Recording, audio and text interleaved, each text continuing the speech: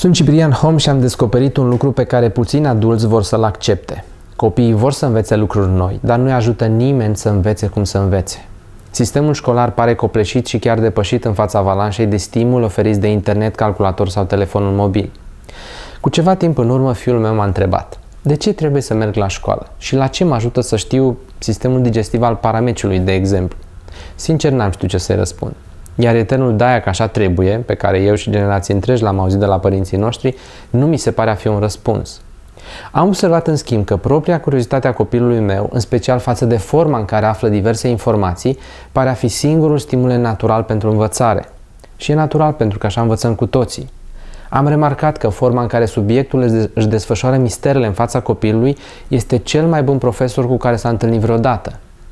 Prin urmare, copiii vor să învețe, dar forma prin care li se oferă educația nu este cea mai potrivită acestor timpuri sau, în cel mai bun caz, nu pare a mai fi suficientă.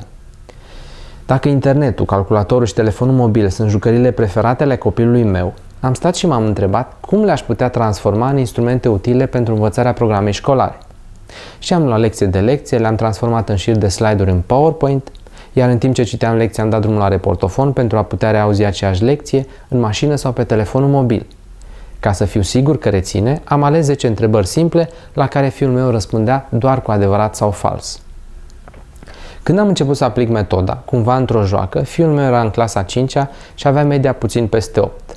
Acum, după 2 ani de metodă, fiul meu e în clasa 7-a și are pe primul semestru media 9,52. Sunt mândru de asta. Dar de ce?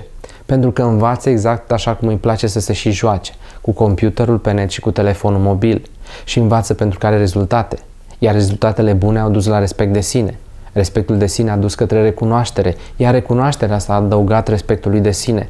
Creșterea devine astfel aproape nelimitată. Mai mult, am aplicat același sistem la un after school și rezultatele au fost peste așteptări. Încântat de aceste rezultate, dar mai ales de copil și de faptul că îi place ce face, mi-am propus să ajut cât mai mulți copii să se bucure de școală jucându-se. Ca să extind proiectul la nivelul a 4 ani de școală și să sintetizez întreaga programă școlară, îmi trebuie doar ca să pornesc alături de alți părinți doritori să mă sprijine suma de 1200 de euro. Sunt Ciprian și cred enorm în potențialul copiilor.